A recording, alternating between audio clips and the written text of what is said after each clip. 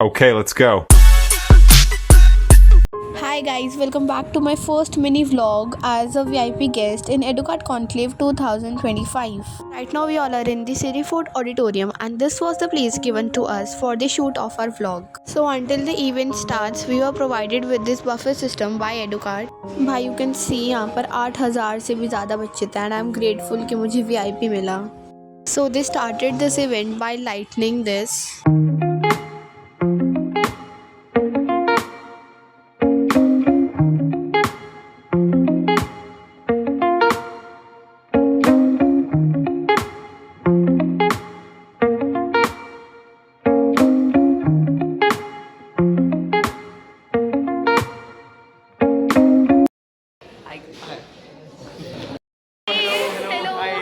Hello भैया.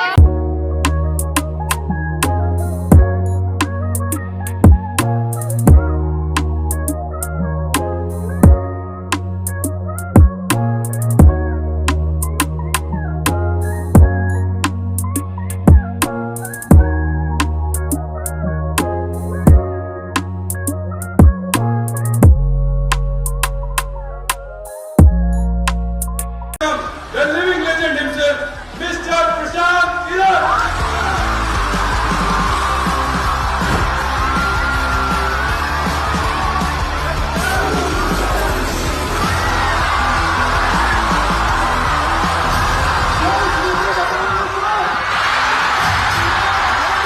Please welcome to the master.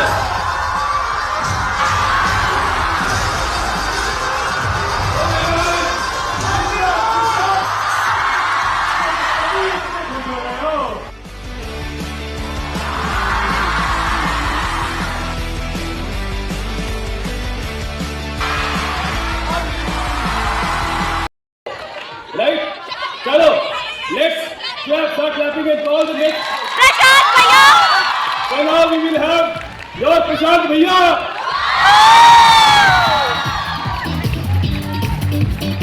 I'll tell you the point. After getting over. Start clapping everyone. Rhythm is important. One.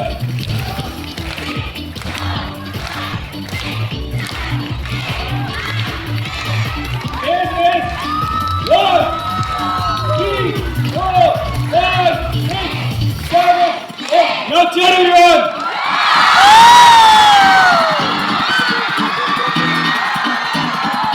क्या बात है यार, अभी तक नहीं थक रहे हो तुम? नहीं, जोश भी कराई है. से लेकर वहां तक जोश भी बताएंगे सर. बहुत ज्यादा ही हाई है ये तो. नहीं थक रहे हो क्या?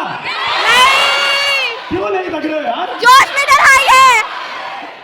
क्या यार, क्या लोग हो तुम सब, क्या स्टूडेंट्स हो तुम सब, क्या एनर्जी है तुम्हारी.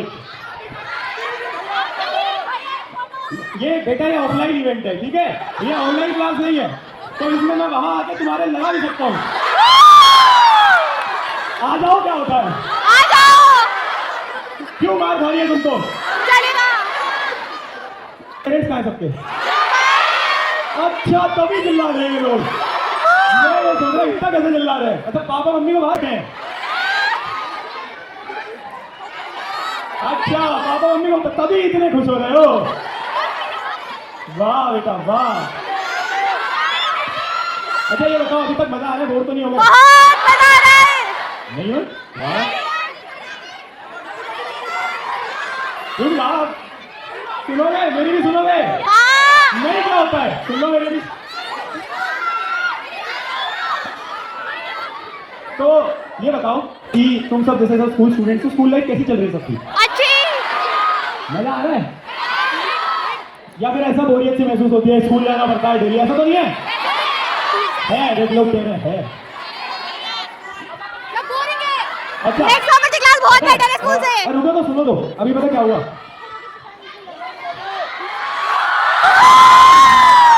स्कूल लाइफ में आपको बहुत सारे मौके मिलेंगे जहां आपके अंदर बैठा एक बच्चा अपने आप को पीछे खींच रहा होगा कि पागल है क्या, लोग हंसेंगे. लेकिन वहां मैं आपसे सिर्फ एक चीज चाहता हूँ कि just go and show up. क्यों? क्योंकि वो कर देने से आधा काम हो जाता है. आपको नहीं पता लगेगा कब आपको थर्ड प्राइज मिल जाएगा और कब आपको फर्स्ट प्राइज मिल जाएगा. तो my best wishes for everyone. Thank you for being a patient listener.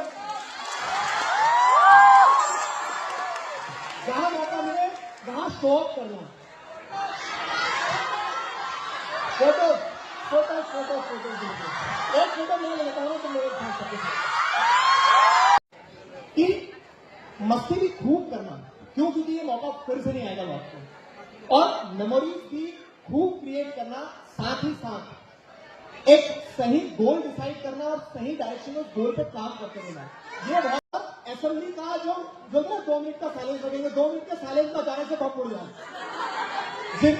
जिनका लो ब्लड प्रेशर रहता है, जिन बच्चों का, एक आधा वो बच्चा असेंबली में गिर जाए मूर्छित हो गए, तब जो तृप्ति मिलती है मन को कि हाँ मिशन सक्सेसफुल हुआ। और अच्छा इसकी क्या है ना, बच्चे नहीं होते हैं भाई साहब, पूरा प्लान करके तो बम बनाना सीखते हो। कैसे? वो अगरबत्ती होती है। लेकिन फैक्ट ये है कि ये जर्नी सिर्फ मेरी जर्नी नहीं रही है। मैं आपको सिर्फ एक इंस्टेंस से बता रहा हूं कि जैसे अगर मेरी मम्मी उस समय मुझे स्कूल ना ले जाती, उतना संघर्ष वो नहीं करती, तो शायद आज मैं नहीं होता। और ये एक इंसिडेंट नहीं है, ऐसे हजारों लाखों लोग होंगे आपके लाइफ में। आपको क्या लगता है कि आपके लाइफ में जो अचीव कर रहे हैं आप खुद कर रहे हो? बिल्कुल नहीं। इस गलत समय में कभी मत रहना।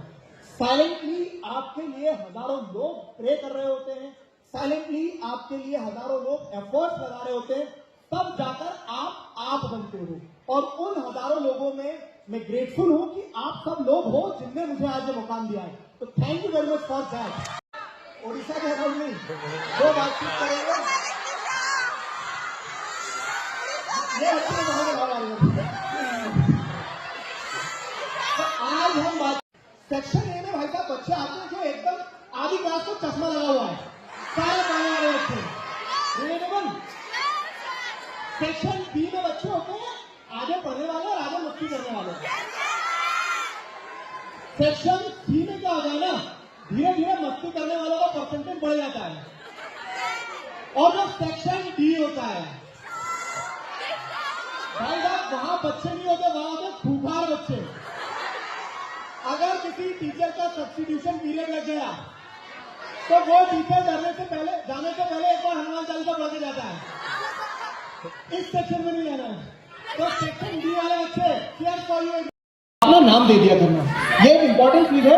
अभी मैं तुम्हें बताऊंगा अपनी लाइफ से कैसे मेरे लिए इंपॉर्टेंट बना। तो जब भी कोई भी को करिकुलर एक्टिविटी हो रही है, बढ़ चढ़ के उसमें हिस्सा लेना। अब इन को करिकुलर एक्टिविटीज का पता नहीं कब नेचर बदल जाता है, कब दशहरा आता है, और दशहरे के बाद में इन को करिकुलर एक्टिविटीज में बम फोड़ने की भी एक्टिविटी अपने आप ऐड हो जाती है। आप में से कितने लोग आपके टीचर से नहीं है? कितने लोगों ने ये अटेम्प्ट किया कि एक बार स्कूल में बम तो फोड़ूंगा? बहुत सारे। वो जो टाइम पीरियड रहता है ना, वो जो टाइम पीरियड रहता है दशहरे से लगा के दिवाली तक का, वो बहुत दहशत वाला समय रहता है। कोई गारंटी नहीं है, असेंबली चल रही है और असेंबली का जो 2 मिनट का साइलेंस लगेंगे, 2 मिनट के साइलेंस में अचानक से बम फूट जाए।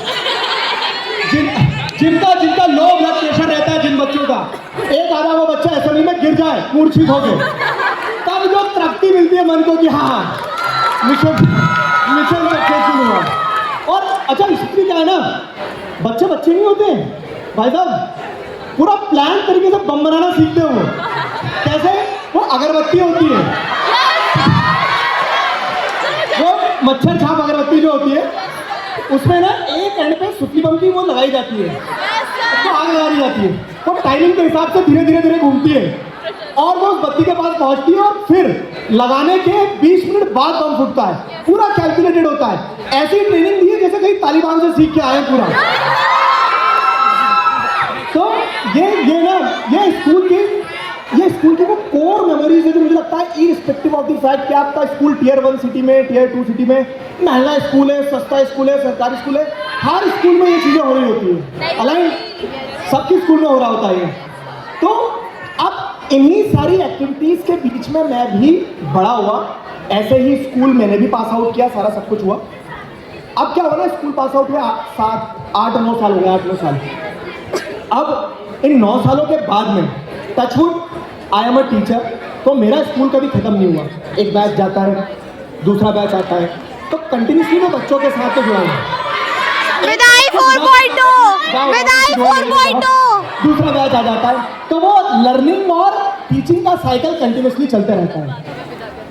अब इसी स्कूल लाइफ में मैंने क्या फील किया पता है कि जब मैं स्कूल जाता था तो साइकिल से जाता था, तब तो अपने एक अलग मजे थे, तब बहुत कुछ एक्सप्लोर किया।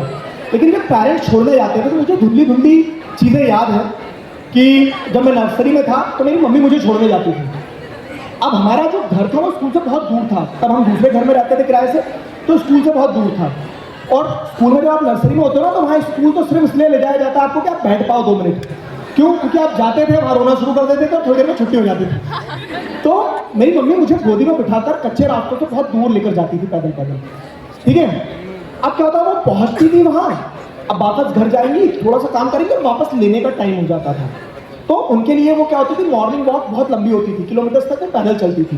तो आज जब मैं स्कूल लाइफ पास कर गया तो मुझे रियलाइज हुआ कि अगर उस समय उन्होंने मुझे स्कूल में ले जाना लाना नहीं किया होता तो शायद मैं आगे पढ़ नहीं पाता। एक बहुत छोटा सा फैक्ट है। तो ऐसे ही अगर लाइफ में आप अपने हीरोज को देखते चलोगे ना, तो आपके आज आप लोगों को ऐसा लग रहा है कि दिगराज सर यहाँ खड़े हो रहे, दिगराज सर, लेकिन फैक्ट ये है कि ये जर्नी सिर्फ मेरी जर्नी नहीं रही है। मैं आपको सिर्फ एक इंस्टांस से बता रहा हूँ कि जैसे अगर मेरी मम्मी उस समय मुझे स्कूल ना ले जाती, उतना संघर्ष वो नहीं करती, तो शायद आज मैं नहीं होता। और ये एक इंसिडेंट नहीं है, ऐसे हजारों लाखों लोग होंगे आपके लाइफ में। आपको क्या लगता है कि आपके लाइफ में जो अचीव कर रहे हैं आप खुद कर रहे हैं? बिल्कुल नहीं। इस गलत समय में कभी मत रहना है। साइलेंटली आपके लिए हजारों लोग प्रे कर रहे होते हैं, साइलेंटली आपके लिए हजारों लोग एफर्ट्स लगा रहे होते हैं, तब जाकर आप बनते हो। और उन हजारों लोगों में मैं ग्रेटफुल हूं कि आप सब लोग हो जिनने मुझे आज ये मुकाम दिया है। तो thank you very much for that.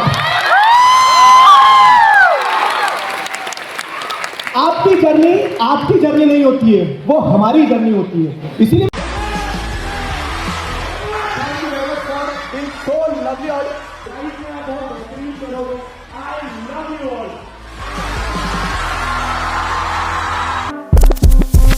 And if you hear this and then go on bend your back, go on bend your knees, baby shake it to the max. Will the DJ please